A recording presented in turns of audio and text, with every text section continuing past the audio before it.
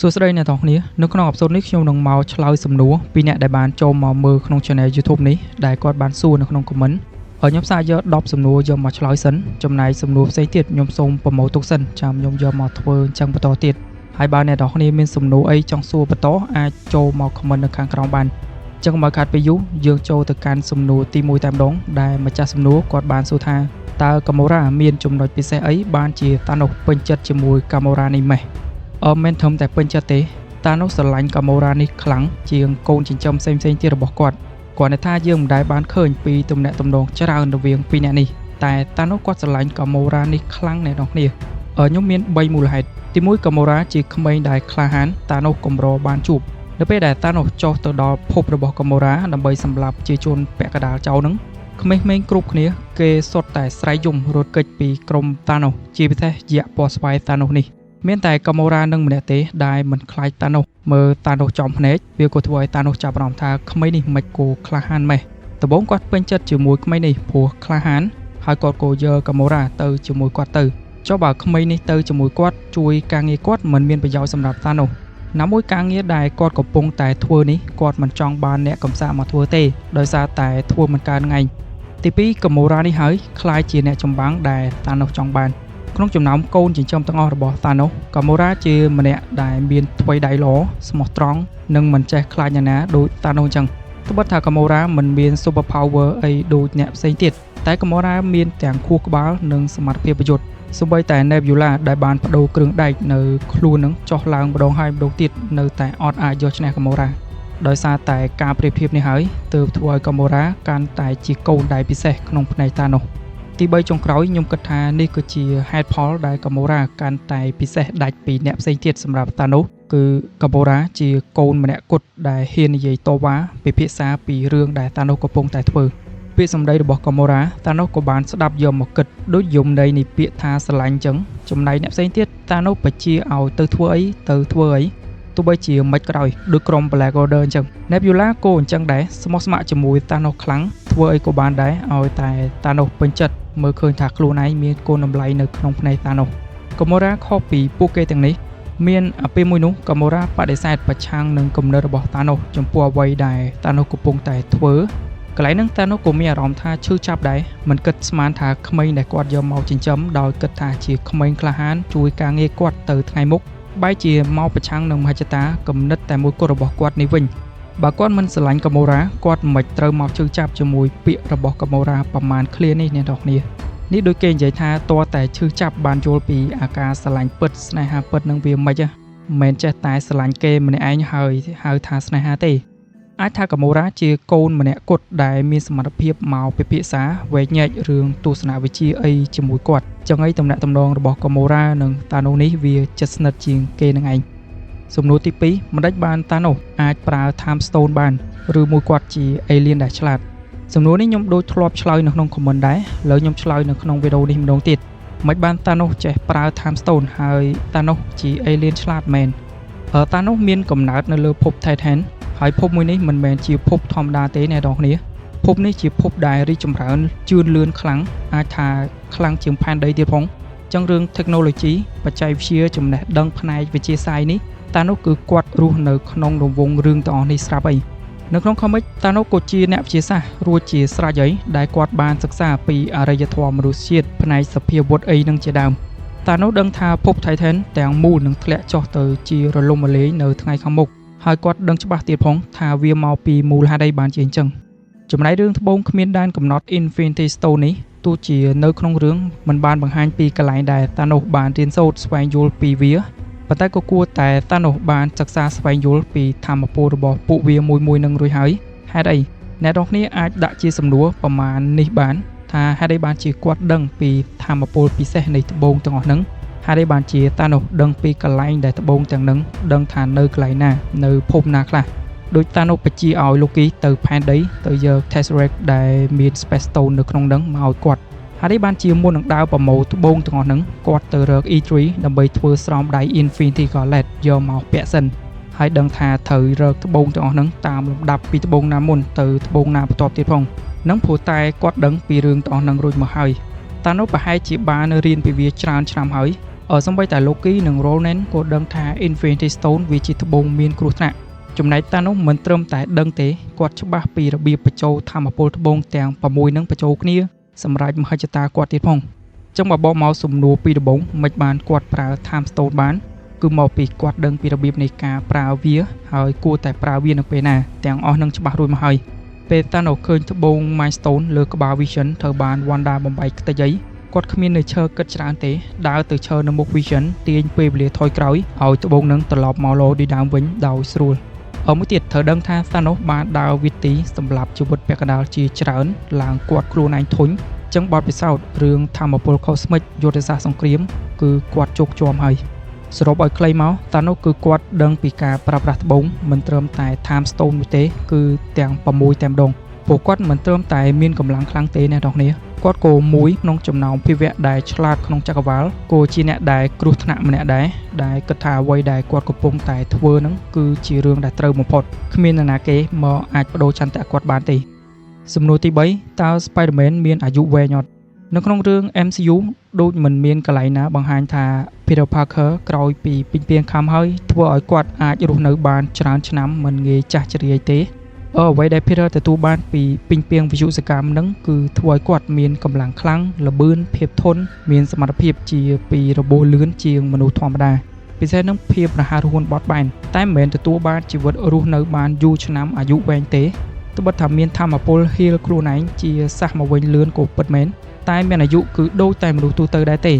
អាចស្លាប់បានបើសិនជាត្រូវរបួសខ្លាំងមានជំងឺឬក៏ចាស់ជ្រាយហ្នឹងចឹងចម្លើយខ្លី Peter Parker មិនមានអាយុវែងទេគ្រាន់តែរាងកាយធន់ជាសះមកវិញលឿនជាងមនុស្សទូទៅអាចថាជាគុណប្រយោជន៍សម្រាប់ជីវិតទៅថ្ងៃមុខប៉ុន្តែនៅតែជាមនុស្សមិនមែនជាសាសអាសហ្គាឌៀននេះទេអ្នកនរគ្នាដឹងអីមនុស្សយើងកម្រណាស់មានអាយុដល់100ត្រឹម70-80ឆ្នាំហ្នឹងគឺអស់គុណប្រេះហើយសំណួរទី4ចុះបើសិនជា Tony Stark ប្រើត្បូងជំនួសដោយការ Snape ខ្ញុំចង់ឆ្លើយសំណួរនេះដោយលើកជា2ជំហានទី1ប្រើត្បូងទាំងអស់ហ្នឹងដោយមិន Snape ទី2ប្រើតាមដែលគិតថាស័ក្តិសមបំផុតហើយចាំ Snape ទាំងពីរជំហាននេះខ្ញុំនៅតែគិតថា Tony នៅតែមិនរស់ដែរជំហានទី1ដែលថាប្រើត្បូងទាំងហ្នឹងសុទ្ធតែម្ដងខ្ចីចង់ Snape Iron Man អាចប្រើវាបានដូចប្រើ Reality Stone បដូររាងកាយ Thanos ទៅជា Cheeseburger ប្រើ Time Stone ឲ្យ Thanos រត់មួយយឺតជាអីក៏ដោយតាមអីដែល Tony គាត់ចង់ប៉ុន្តែចុងក្រោយសួរថារាងកាយ Tony អាចទ្រាំទ្រជាមួយត្បូងនឹងបានអត់គឺអត់ទេ Tony នៅតែជាមនុស្សសុខសាន្ត 100% គ្មានភាពធន់តាន់គ្មានរាងកាយជាអាទិទេពណាទាំងអស់ចឹងត្រឹមតែ Power Stone មួយគ្រាប់បញ្ចេញចំហាយធម្មពលមកនឹង Tony ចង់ឆ្អិនដៃបាត់ហើយទោះបីជា Nano Gauntlet Iron Man ធ្វើមកសម្រាប់ដាក់ត្បូងទាំងនេះបានក៏ពិតមែនតែ Tony នៅតែមិនអាចប្រើត្បូងទាំងនេះបានដោយសុវត្ថិភាពដោយគ្មានបញ្ហាទេហើយមួយជំហានទៀតឲ្យ Tony ប្រើតាមដែលគិតថាស័ក្តិសមបំផុតហើយចាំ Snape តាមក្រោយដូចជាបវលពេលវេលាបញ្ជូន Thanos ចេញទៅណាឲ្យឆ្ងាយសួរថាមានប្រយោជន៍អត់ខ្ញុំគិតថាមិនមានប្រយោជន៍ទេបើគង់តែ Snape បញ្ចប់ទីដដែលហ្នឹងប្រើចុះឡើងនេះស្រួលមិនស្រួល Thanos យកវិញបានលើនឹងព្រោះគម្លាត Thanos និង Tony គឺជិតគ្នាមែនទែនចឹងបើ Snape តែម្ដងដោយករណី Tony គាត់បានសម្រេចចិត្តធ្វើនេះគឺជាវិធីដែលលឿនរហ័សបំផុតដើម្បីបញ្ចប់បញ្ហាហ្នឹងឲ្យទាន់ពេលចឹងសរុបមកខ្ញុំយល់ថាទោះបីជាប្រើត្បូងទាំងអស់ហ្នឹងជំនួសឲ្យការផ្ទាល់ដៃ Snape ក៏ដោយគាត់នៅតែស្លាប់ដដែលគ្រាន់តែធ្វើឲ្យគាត់ស្លាប់យឺតជាមួយនឹងអាការឈឺចាប់ការ Snape មិនបានសម្លាប់គាត់ទេតែត្បូងទាំងអស់ហ្នឹងកំពុងតែសម្លាប់គាត់បដាដោយមិនទាល់តែ Snape ផ្ទាត់ដៃនឹងឯងហើយលទ្ធផលវិញខ្ញុំគិតថាមិនមានអីប្រែប្រួលទេ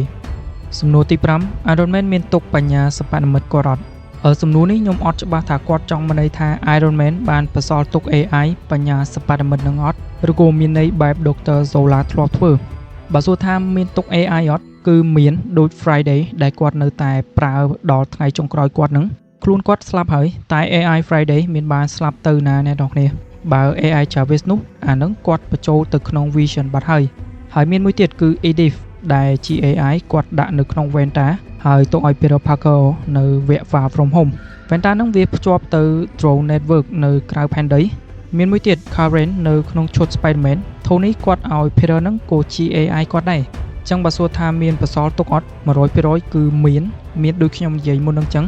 តែបើម្ចាស់សំណួរគាត់ចង់សង្កត់ធ្ងន់ថា Iron Man ធ្វើបែប Dr. Zola ធ្លាប់បានធ្វើអត់ Tony Stark មានបាន upload ខួរក្បាលសិប្បនិមិត្តគាត់ទុកដូច Dr. Amnim Zola ធ្វើអត់ Dr. Solar មិនធំតែបង្កើតជំនួយការ AI ទេគឺគាត់ copy ខួរក្បាលគាត់ទុកតែម្ដងពេលនិយាយជាមួយកុំព្យូទ័រហ្នឹងគឺដូចនិយាយជាមួយគាត់តែម្ដងអញ្ចឹងសួរថា Tony អាចធ្វើអញ្ចឹងបានអត់បានហើយល្អជាង Dr. Solar ទៀតផង Dr. Solar ធ្វើវាត្រឹមតែជាមួយ computer analog ទេតែ Tony Stark គាត់មានដល់ទៅ AI កម្រិត quantum ទៀតផងអញ្ចឹង Tony អាចធ្វើអញ្ចឹងបានតែសួរថា Tony បានធ្វើវាមែនអត់នៅក្នុង MCU នៅក្នុងរឿងមិនមានកន្លែងណាបង្ហាញទេតែរឿងមួយចំនួនដែលខ្ញុំគិតថាគាត់គួរតែធ្វើវាមែនដោយគាត់បន្សល់ Vanta Edith គាត់បាន record hologram សម្រាប់លាគ្រួសារគាត់វាមិនមែនត្រឹមតែ video clip ធម្មតាទេលើអ្នកនរគ្នាគិតចេះវិញពាក្យថា Edith ហ្នឹងគឺមកពីពាក្យថាទោះបីជាគាត់ស្លាប់គាត់នៅតែជា hero ពាក្យនេះអាចទេដែលថាគាត់មិន backup ខួរក្បាលគាត់ទុក Tony Stark គាត់មានកូនជាទីស្រឡាញ់មានក្មេងប្រុសម្នាក់ដែលគាត់ទុកចិត្តមាន fan ដែលគាត់មិនដែលស្គាល់មុខដែលថាគាត់ចង់នាំផ្លូវពួកហ្នឹងទៅមុខទៀត Tony មានខួរក្បាលប៉ុណ្ណេះដែរខ្ញុំគិតថាគាត់ប្រហែលជាមិនទៅដោយមិនបន្សល់អីទេអនាគតទៅមុខយើងមិនច្បាស់ដូចគ្នាប៉ុន្តែខ្ញុំគិតថាវាគួរតែអាច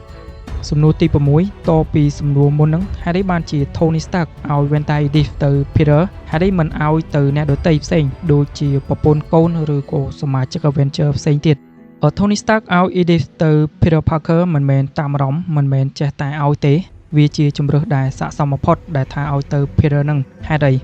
នៅជីវិតចុងក្រោយរបស់ Tony ត្បិតថាគាត់មានអ្វីគ្រប់យ៉ាងមានគុណសម្បត្តិធំជួយចក្រវាលតែគាត់ក៏ធ្លាប់បង្កើតកំហុសដែរដោយករណីគាត់បង្កើត Ultron ចេញមក Peter គឺជាម្នាក់ដែលគាត់មើលឃើញថា Peter ក៏អាចនឹងមានកំហុសតែចេះកែនិងរៀនពីកំហុសដូចគាត់អញ្ចឹងPeter ជាក្មេងដែលមានសមត្ថភាពគ្មានភាពអាត្មានិយមក្មេងនេះត្បិតថាមិនសូវប្រយ័ត្នអាសាបង្កើតកំហុសដោយអចេតនាតែគាត់នេះមួយមិនមានអាសារជាតិមនុស្សអាក្រក់នៅក្នុងខ្លួនទេដូច្នេះ Tony គាត់ទុកចិត្តលើ Peter នឹងឯងដែលស័ក្តិសមជាអ្នកទទួល Vanta ទឹកពីគាត់ Tony គាត់ធ្លាប់បដៅ Peter នៅក្នុងវគ្គ Homecoming ថាបើ Peter មិនអាចធ្វើអីបានដោយគ្មានឈុត Spider-Man នឹងទេអញ្ចឹងមិនចាំបាច់មានឈុតនឹងទេអានេះជាការយល់ឃើញរបស់ Tony ទៅលើ Peterចុះហេតុអីមិនមែនជា Pepper ជាប្រពន្ធឬក៏ Morgan ដែលជាកូន Pepper មិនប្រកែប្រើ technology Tony ទេហើយគាត់ខ្លួនឯងធ្លាប់និយាយទៅ Tony Stark ថាគាត់ support គាំទ្រនៅអីដែល Tony ធ្វើតែគាត់មិនចង់ធ្វើដូចអីដែល Tony ធ្វើទេចំណែក Morgan នៅក្មេងណាស់អ្នកនរគ្នាគាត់ព្រមធ្វើគ្រប់យ៉ាងដើម្បី Morgan តែក៏មិនចង់ឲ្យបន្ទុកទៅកូនគាត់ដែរ Tony គាត់មិនល្ងងដល់ថ្នាក់ឲ្យក្មេងអាយុ5ឆ្នាំមកកាន់កាប់អារឿងចឹងទេVanta Edith នេះមិនមែនជារបស់ការពារគ្រួសារគាត់ទេវាសម្រាប់ពិភពលោកណាមួយបើគាត់ទុក Edith ឲ្យគ្រួសារគាត់ដូចគាត់យកគ្រួសារគាត់នឹងដាក់នៅក្នុងព្រៃដែលសុទ្ធតែខ្លាអញ្ចឹងវាអាចនាំបញ្ហាឲ្យប្រពន្ធកូនគាត់វិញលើបន្តទៀតមិនបានមិនឲ្យទៅសមាជិក Avenger ផ្សេងទៀតបន្ទាប់ពី Endgame ទៅសមាជិក Avenger បានបែកចែកផ្លូវគ្នាហើយមេធំនឹងក៏ចាប់ផ្ដើមសម្រាកបន្ទាប់មូលហេតុធំ Tony មិនទុកចិត្តពួកគេដោយគាត់ទុកចិត្ត Peter ទេពួកគេភាគច្រើនសុទ្ធតែជាអ្នកឆ្លងកាត់ជីវិតដែលពិបាកមានប្រវត្តិឆ្លងកាត់ច្រើនមានស្នាមប្រឡាក់រឿងផ្សេងជាដើមរឿងនយោបាយនឹងក៏មួយផ្នែកដែរអ្នកណាទៅធានាថាពួកគេមិនយកវាទៅប្រើក្នុងផ្លូវខុស Tony គាត់មើលឃើញពីភាពពិសេសដែល Peter មាន Peter មិនមែនជាក្មេងធម្មតាទេក្មេងនេះមានចំណេះដឹងផ្នែកវិទ្យាសាស្ត្រនិយាយឲ្យខ្លីឆ្លាតចិត្តល្អតែក៏ហ៊ានស៊ីហ៊ានសងចិត្តជាអ្នកជួយសង្គ្រោះគេឯងហើយក៏នៅចិត្តខ្លួន Tony ជាងគេទទួលការណែនាំស្ដីបដៅច្រើនជាងគេពី Tony Stark គិតថា Peter Parker មានសមត្ថភាពប្រើការវាហើយគាត់ក៏ជឿថា Peter មិនយកវាទៅប្រើដើម្បីបំពេញមហិច្ឆតាអាក្រក់ណាមួយឡើយសំណួរទី7តើ TVA ជាអ្នកបង្កើត Celestial ឬ Celestial ជាអ្នកបង្កើត TVA ពីនេះអត់មានអ្នកណាបង្កើតអ្នកណាទេហើយពីនេះក៏មិនដែលមានទំនាក់ទំនងជាមួយគ្នាដែរTVA ជាអាញាធរដែលបង្កើតឡើងដោយ He Who Remain ក្រោយពីបញ្ចប់សង្គ្រាម Multiverse សង្គ្រាមពហុចក្រវាលហ្នឹងបង្កើតមកដើម្បីរៀបចំបន្ទាត់ពេលវេលាឲ្យមានសណ្ដាប់ធ្នាប់ក៏ដូចជាការពារពី Variant Kang របស់គាត់ផងកុំឲ្យមានសង្គ្រាមពហុចក្រវាលផងតែរឿង TVA ថាមានអ្នកថែសារពេលវេលា Time Keeper ហ្នឹងជារឿងคล้ายៗទេចំណែក Celestial ជា Cosmic Being ចំណាស់មួយមានកំណើតតាំងពីក្រៅចក្រវាលមានកំណើតមកបន្តិចពួក Celestial នឹងមានតួនាទីបង្កើត Galaxy ផ្កាយឬក៏ព្រះអាទិត្យនឹងបង្កើតឲ្យមានជីវិតក្នុងចក្រវាលផងដែរTVA មិនមែនកើតមកឯងទេតើតែ He Who Remain បង្កើតបានវាមាននឹងនិយាយដោយខ្លីគ្រាន់តែមានការបំផ្ទុះ Big Bang ភ្លាមក៏នាំឲ្យពពួក Celestial ទាំងនេះកើតមកហើយក៏បន្តបង្កើតឲ្យមានការវិវត្តនៃចក្រវាលតទៅមុខទៀត ចំណែកទីវេកើតមកបន្ទាប់ពីមានសង្គ្រាមពហុចក្រវាឡមេខេងគេវាយគ្នាហ្នឹងក៏នាំឲ្យ He Who Remains ហ្នឹងនឹកឃើញគំនិតបង្កើត TVA មកដើម្បីគ្រប់គ្រងបន្ទាត់ពេលវេលានៅក្នុងពហុចក្រវាឡតែម្ដង Celestial ជាអ្នកសាងសង់អ្នក design ចក្រវាឡ TVA ជាអ្នកត្រួតពិនិត្យដែលមានកន្លែងនៅក្រៅពហុចក្រវាឡប៉ុន្តែបើសួរថាហាក់គេដោយសារតែ Celestial បង្កើតឲ្យមានជីវិតក្នុងចក្រវាឡហ្នឹងអីបានជាមាន He Who Remains ចេញមកបង្កើតឲ្យមាន TVA ហ្នឹងកន្លែងនេះខ្ញុំមិនបដិសេធទេវាចឹងមែនតែវាក៏មិនមែនដោយផ្ទាល់ទេវា indirect Celestial ចង់បង្កើត TVA ចេញមកអត់គឺអត់ទេពពួក Celestial ទាំងអស់នេះមានតួនាទីតែបង្កើត Galaxy ជីវិតក៏ដូចជាកំទេចភពណាមួយចោលដើម្បីបង្កើតឲ្យមាន Celestial ថែមតទៀតបន្តទៅបង្កើតជីវិតថ្មីបន្តរហូតតែប៉ុណ្្នឹងទេអ្វីដែលមាននៅក្នុង TVA នេះវាជាអីដែល He Who Remains អ្នកសម្រេចនឹងបង្កើតចេញមកដោយខ្លួនឯងទាំងស្រុងមិនមានការពាក់ព័ន្ធជាមួយ Celestial ទេអានេះបាទខ្ញុំកាន់តែវែកញែកកាន់តែបែកឆ្ងាយទៅអីនិយាយយូរទៅអាចជ្រៅទៅជាលែងយល់បែកវល់វិញអ្នកនរគ្នាអញ្ចឹងនិយាយតែប៉ុណ្្នឹងបានអីសង្ឃឹមថាអ្នកនរគ្នាយល់ហើយអញ្ចឹងសរុបមក Celestial មិនបានបង្កើត TVA ហើយ TVA មិនបានបង្កើត Celestial ទេសំណួរទី8ហេតុអីបានជា Sam Wilson ក្នុងឈុត Captain America ថ្មីមិនប្រើសេរ៉ូម Super Soldier ក្នុងការវាយជាមួយ Red Hulk ចឹងពេលនេះខ្ញុំគិតថាម្ចាស់សំណួរគាត់ចង់បានន័យថាហេតុអីបានជា Sam មិនប្រើសេរ៉ូមដូច Cap Steve Bucky ក៏ដូចជា John Walker មូលហេតុដែល Sam Wilson គាត់ជ្រើសថាមិនប្រើសេរ៉ូមគឺទី1បញ្ហាដែលកើតឡើងក្រោយពីចាក់សេរ៉ូមនេះរួចដូចឃើញចឹងសេរ៉ូម Super Soldier នេះអាចថាជាថ្នាំពើកម្លាំងតែវាក៏នៅតែជាថ្នាំពុលដែរវាអាចប៉ះពាល់លើការគិតពិចារណាដូច John Walker អញ្ចឹងជាមនុស្សចិត្តឆៅស្រាប់បន្ទាប់ពីចាក់សេរ៉ូមនឹងហើយក៏ធ្វើឲ្យ John Walker ទៅជាមនុស្សដែលកាន់តែកាចជាងមុនពិបាកគ្រប់គ្រងអារម្មណ៍ខ្លួនឯងជាងមុនទៅជាជ្រុលដៃសម្រាប់មនុស្សជារឿងដែលមិនគួរអញ្ចឹងបើ Sam គាត់ប្រើដែរថាមិនត្រូវកិត្តិនាម Captain America Steve ទុកឲ្យនេះមកខូចធំដៃរបស់ Sam ក៏ថាបានព្រោះមិនអាចគ្រប់គ្រងខ្លួនឯងបានដោយប្រការណាមួយវាហានិភ័យសម្រាប់គាត់វាបថុយយកឈ្មោះ Captain ទៅធ្វើរឿងដែលមិនសមគួរអានឹងជារឿងដែល Sam Wilson រឹតតែមិនចង់ធ្វើណាមួយសេរ៉ូម version ចុងក្រោយរបស់ Dr. Nagel នឹងត្រូវបាន Zemo ជន់កំទេចអស់ហើយនៅមួយដបចុងក្រោយក៏ត្រូវបាន John Walker រើសមកចាក់ខ្លួនឯងទៅហើយទៅបើភ្លាមនឹង Sam គាត់ចង់យកមកចាក់ខ្លួនឯងដើម្បីទៅវាយជាមួយ Red Hulk ក៏មិនដឹងថាទៅយកមកពីណាដែរហើយសំខាន់អ្នកបង្កើតសេរ៉ូមនឹងក៏បានស្លាប់បាត់ទៅហើយមានតែយកឈាម John Walker ឬក៏ក្រុម Flag Smasher នៅសល់ប្រមាណអ្នកនឹងមកពិសោធន៍ផលិតបន្តជា version ថ្មីមួយបែបទៀតតែវានៅតែត្រូវការពេលតម្រាំតែបានសំខាន់មិនដឹងថាប្រើកើតឬក៏អត់ទៀតដូចករណីចំនួន Bradley ចឹងអ្នកដែលសំណាងប៉ះអាឡូហ្នឹងនៅរស់តែ Bradley ម្នាក់ឯងចឹងទៅចំណែកអ្នកផ្សេងច្រើនអ្នកទៀតchết rồiដោយសារតែសេរ៉ូមខុសបច្ចេកទេសអត់ទៅស្តង់ដារហ្នឹងចឹង Sam Wilson ក៏អាចនឹងប្រឈមបញ្ហានឹងដូចគ្នាបើសិនជាចាក់សេរ៉ូមហើយបើសួរថាមិនបានមិនចាក់សេរ៉ូមដើម្បីមកវាយជាមួយ Red Hulk ចម្លើយខ្លីគឺអត់មានសេរ៉ូម Super Soldier ទេមូលហេតុទី2គាត់មានឈុត Captain America យ៉ាងពិសេសដែលបានមកពី Wakanda រួចជាស្រេចឈុត Captain America version របស់គាត់ដែលបញ្ចូល Vibranium នៅខាងក្នុងហ្នឹង Sam អាចហោះបានមិនត្រឹមតែបានទេបានលឿនជាងអាចាស់របស់គាត់ទៀតផងជាឈុតការពារធន់តាន់ព្រោះធ្វើមកពីលោហៈ Vibranium វាមានប្រយោជន៍សម្រាប់ការប្រយុទ្ធរួចជាស្រេចត្រឹម Super Soldier ល្មមអីមិនឈ្នះ Sam ទេឈុតនេះមិនសម្រាប់ជំនួយកម្លាំងឲ្យខ្លាំងទេតែវាជួយឲ្យមានភាពបត់បែនបានច្រើនស្ថានភាពក្នុងពេលប្រយុទ្ធគ្នាដោយពេលវាយជាមួយ Red Hulk ចឹងវាមានគុណប្រយោជន៍មិនធម្មតាមិនចាញ់ឈុត Iron Man អីណាទេតែហាមភ្លេច Sam Wilson ក៏មានជំនាញ skill ប្រយុទ្ធនឹងមិនធម្មតាដែរអ្នកទាំងគ្នាតាំងពីមិនទាន់មានឈ្មោះជា Captain America មកម៉េះគាត់គឺជាអតីតទាហានជើងអាកាសរបស់អាមេរិកចឹងហើយបានជា Sam Wilson គាត់គិតថាមិនចាំបាច់មានសេរ៉ូម Super Soldier ក៏បានមូលហេតុទី3ចុងក្រោយគឺ Sam ខ្លួនឯងមិនចង់ប្រើសេរ៉ូមនឹងគាត់បាននិយាយថាគាត់មិនចង់ខ្លាចជា Steve Rogers ទី2ទេហើយហេតុផលដែល Captain Steve ឲ្យខែ Captain America ទៅគាត់នឹងក៏មិនមែនព្រោះតែ Sam មានសេរ៉ូមនៅក្នុងខ្លួនដែរគឺមកពី Sam គឺជា Sam Wilson គឺជាអត្តចរិតខាងក្នុងរបស់គាត់មិនមែនដោយសារតែកម្លាំងមិនមែនដោយសារតែជំនាញប្រយុទ្ធមិនមែនបកកែបច្ចេកវិទ្យាទេគឺអត្តចរិតខាងក្នុងរបស់ Sam ផ្ទាល់តែម្ដង Sam គាត់យល់ថា Captain America គឺតំណាងឲ្យគុណតម្លៃនៃភាពត្រឹមត្រូវមិនមែនដោយសារតែរាងកាយដ៏មាំទាំដែល Peggy Carter ឃើញហើយដកចិត្តមករួចទេចឹងបើសិនបើ Sam ជ្រើសថាប្រើសេរ៉ូមគឺវាផ្ទុយពីអ្វីដែល Captain Steve ខំបន្សល់ទុកឲ្យមិនថាត្រូវធ្វើរឿងដែលត្រឹមត្រូវដោយមិនចាំតតែមានសេរ៉ូមនៅក្នុងខ្លួនទើបធ្វើបានទេណាមួយកុំឲ្យអ្នកផ្សេងទៀតមើលមកថាបើ Sam គ្មានសេរ៉ូម Super Soldier Sam ធ្វើ Captain America បន្តពី Captain Steve មិនបានទេ អានេះក៏អាចនិយាយបានថាគាត់ចង់បញ្ជាក់ថាទោះបីជាគ្មានសេរ៉ូមគាត់ដែលមានស្បែកខ្មៅនេះក៏នៅតែអាចបន្តតំណែងការតំណែងជា Captain America នេះបានដែរមិនទាល់តែមានកម្លាំងខ្លាំងបានធ្វើបានទេចង់និយាយអញ្ចឹងហើយវាក៏អាចឆ្លើយសំណួរមួយទៀតដែរដែលសួរថា Steve Rogers ជ្រើស Sam បន្តតំណែងជា Captain នេះពីគាត់ដោយសារតែ Sam ជា Super Soldier ឬ Sam ជា Sam Wilson មានសេរ៉ូម Super Soldier នៅក្នុងខ្លួនវាជួយបង្កើនកម្លាំងឲ្យ Sam ក៏ពិតមែនតែវាក៏អាចធ្វើឲ្យ Sam ក្លាយជាកូនអុកដែលរដ្ឋាភិបាលអាមេរិកឬក្រុមណាមួយចាប់បវលគាត់ធ្វើនេះធ្វើនោះឲ្យគេក៏ថាបានជារឿងដែល Sam គាត់មិនចង់ធ្វើទាល់តែសោះនេះគឺជាហេតុផលនៅក្នុងរឿងខ្ញុំគិតថាវាមកពីមូលហេតុទាំងប្រមាណហ្នឹងចំណែកក្រៅរឿងវិញមកពី Marvel គេចង់ឲ្យមាន Captain America ដែលជាមនុស្សសុទ្ធសាធថានេះសម្បីតែមនុស្សធម្មតាហ្នឹងក៏អាចក្លាយជា Captain America ទៅវាយជាមួយ Hulk version មកបែបទៀតបានដែរទី9គាត់បានសួរថាពាក្យមួយឃ្លាដែល Thanos បាននិយាយដាក់ Iron Man ថា You are not the only one cursed with knowledge ហ្នឹងមានន័យថាម៉េចពាក្យមួយឃ្លានេះ Thanos បាននិយាយទៅ Tony ពេលជួបគ្នាដំបូងលើភព Titan វគ្គ Infinity War ពេលហ្នឹង Thanos ហៅឈ្មោះ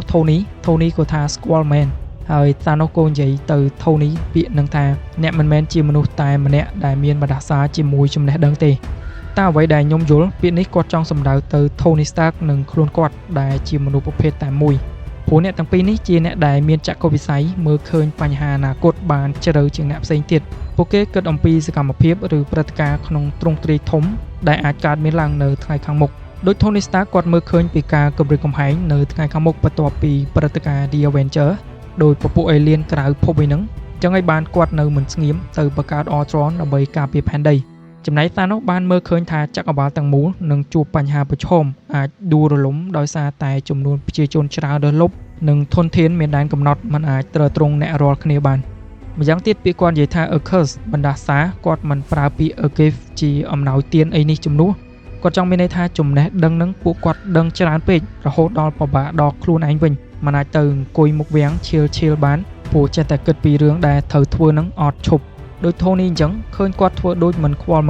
តែតាមពិតមនុស្សនេះគិតរហូតគិតទុកមុនគ្រប់តាពេលជាក់ស្ដែងដូចឈុតក្រោះ Iron Man គាត់នឹងអីឃើញកន្លែងណាមិនទំនងមិនសមនឹងទុកឬគួរតែត្រូវថែមមុខងារណាអញ្ចឹងគាត់ចេះតែ upgrade វារហូតដល់ version Mark 85ចុងក្រោយហ្នឹង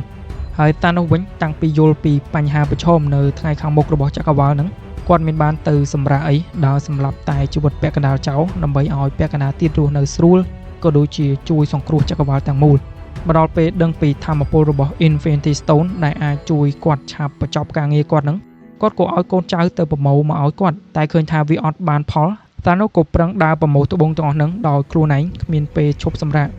ដូចគាត់និយាយជាមួយ Doctor Strange អញ្ចឹងថាពេលដែលគាត់បញ្ចប់បញ្ហានេះអស់ហើយគាត់អាចទៅសម្រាកអង្គុយមើលថ្ងៃលិចបានហើយចឹងមិនថាអ្នកទាំងពីរអ្នកនេះបានលះបង់ស្ទើរតែគ្រប់យ៉ាងដើម្បីតែចក្ខុវិស័យរបស់ពួកគេនឹងឯងអញ្ចឹងវាលែងហៅថាជាអំណោយទានជាកាដូទៀតអីវាគឺជាបដាសាចំណេះដឹងរបស់ពួកគេនឹងវានាំទុកដាក់ខ្លួនវិញហេតុផលមួយទៀតដែល Thanos និយាយពាក្យហ្នឹងទៅ Tony Stark អាចមកពី Thanos ខ្លួនឯងគាត់ផ្ដល់ការគោរពដល់ Tony Stark ព្រោះគាត់ដឹងថា Tony គឺជាមនុស្សតែម្នាក់គត់ដែលទទួលបានចំណេះដឹងមហាអស្ចារ្យពីកំណើតមួយនេះវាមិនមែនជា Captain Steve មិនមែនជា Bruce Banner ហើយក៏មិនមែនជា Doctor Strange នឹងឯងសំណួរចុងក្រោយទី10ក៏សួរថាអាចអត់បើ Doctor Strange មើលឃើញថា Iron Man ឆ្លាតខ្លាំងដែលអាចបង្កើតម៉ាស៊ីនឆ្លងពេលវេលាបានអញ្ចឹងទៅមុខទៀតអាចនឹងមានរឿងប្រែប្រួលខ្លាំងក្នុងចក្រវាឡចឹងហើយ Doctor Strange អាចបាញ់ព្រួយមួយបានចាប់ពីរគាត់ចង់មានន័យថាអ្វីដែល Doctor Strange រៀបចំឲ្យ Iron Man ស្លាប់ហ្នឹងគឺជាអីដែលគាត់បាញ់ព្រួយមួយបានចាប់ពីរហ្នឹងប្រហែលជាគាត់ចង់សម្ដៅថាមួយអាចសម្លាប់តប Thanos ក៏ដូចជា Thanos ផងនិងមួយទៀតបញ្ជាបញ្ហាដែល Iron Man អាចនឹងបង្កឡើងនៅពេលអនាគតផងត្រង់ចំណុចនេះខ្ញុំគិតថាវាអាចដែរសំណួរនេះមានអ្នកផ្សេងទៀតគេបានលើកឡើងដែរគេថាព្រោះតែក្នុងព្រឹត្តិការណ៍14លាន605ព្រឹត្តិការណ៍ហ្នឹងមានព្រឹត្តិការណ៍ដែល Iron Man ឬក៏ Tony Stark ហ្នឹងអនាគតទៅបែកគំនិតคล้ายទៅជា Doctor Doom អាចបង្កបញ្ហាធំទៅថ្ងៃមុខអញ្ចឹង Doctor Strange ក៏រៀបផ្លូវឲ្យ Tony Stark ស្លាប់ត្រឹមព្រឹត្តិការណ៍ Endgame នឹងតែម្ដងទៅTony Stark គាត់បង្កើតTime Space GPS ឧបករណ៍សម្រាប់ប្រើឆ្លងពេលវេលាឲ្យត្រឹមត្រូវសុវត្ថិភាពនៅក្នុងពេលអតីតកាលហ្នឹង Tony បង្កើតចេញមកប្រហែលខែនេះបងប្អូនគឺមួយយប់គត់នឹងមិនមែនខួរក្បាលមនុស្សទេដល់កម្រិត NASA ក៏ត្រូវការពេល10ឆ្នាំដើម្បីបញ្ជូន Armstrong ទៅភពព្រះច័ន្ទដោយសុវត្ថិភាពដែរអានេះយើងនិយាយនៅក្នុងជីវិតពិតអ្នកណាទៅដឹង10ឆ្នាំក្រោយ Tony ខ្លាយទៅជាអី រឿងដែល Tony មិនទាន់ដឹងឥឡូវគាត់ដឹងច្រើនពេកហើយជាមួយចក្រវាឡធំធេងហ្នឹងសួរថាគាត់នៅស្ងៀមមិនរើកកាយរឿងទាំងអស់ហ្នឹងទៅមុខទៀតដែរទេគាត់មិនឈប់ទេអ្នកនរគ្នា Doctor Strange ប្រហែលជាគាត់មើលឃើញពីចំណុចមួយនេះអញ្ចឹងគាត់ក៏ប្រើផែនការព្រួយមួយបាញ់ចាបពីហ្នឹងទៅលើអ្នកនរគ្នាសាកគិតមើលដំបូង Tony គាត់គិតថាបង្កើត Ultron មកដើម្បីការពារផែនដីពីការគំរាមកំហែងពីអ្នកខាងក្រៅចុងក្រោយ Ultron ប៊ីសនឹងកំទេចផែនដីដោយខ្លួនឯងវិញ Tony Stark គាត់មានសមត្ថភាពអាចជួយសង្គ្រោះចក្រវាឡហើយគាត់ក៏មានសមត្ថភាពបំផ្លាញចក្រវាឡវិញផងដែរបើសិនជា Tony គាត់ចង់សរុបមកទ្រឹស្ដីមួយនេះគឺអាច Doctor Strange មិនមែនឃើញតែផ្លូវឈ្នះមួយទេគាត់ឃើញពីគ្រោះថ្នាក់ធំដែលកើតចេញពីដៃមនុស្សម្នាក់ដែលគិតស្ទើរតែដូចព្រះដូច្នេះវាជាយុទ្ធសាស្ត្ររបស់ Doctor Strange នឹងឯងនេះជាទ្រឹស្ដីទេអ្នកនរគ្នាវាជាការសន្និដ្ឋានដែលសួរថាអាចឬមិនអាចហើយបើវាអាចដោយរបៀបណាអញ្ចឹងណាអញ្ចឹងនេះគឺជាការយល់ឃើញក៏ដូចជាចម្លើយរបស់ខ្ញុំចំពោះសំណួរទាំង10ហ្នឹងម្ចាស់សំណួរបើឃើញសំណួរដែលខ្ញុំបានឆ្លើយនេះឯកភាពឬមិនឯកភាពអ្វីអាចខមមិនប្រាប់នៅខាងក្រោមឲ្យខ្ញុំបានដឹងផងហើយបើសិនជាអ្នកទាំងគ្នាមានជាសំណួរឬមានចម្ងល់អីបន្ថែមអាចចូលខមមិននៅខាងក្រោមបានដូចគ្នាបើអ្នកទាំងគ្នាពេញចិត្តវីដេអូនេះកុំភ្លេចជួយចុច like ឲ្យមួយផងហើយសម្រាប់អ្នកដែលមិនទាន់បាន Subscribe ទេក៏សូមជួយចុច Subscribe ឲ្យខ្ញុំម្នាក់មួយផងអរគុណអ្នកទាំងគ្នាយើងនឹងជួបគ្នាទៀតនៅអេពីសូតក្រោយ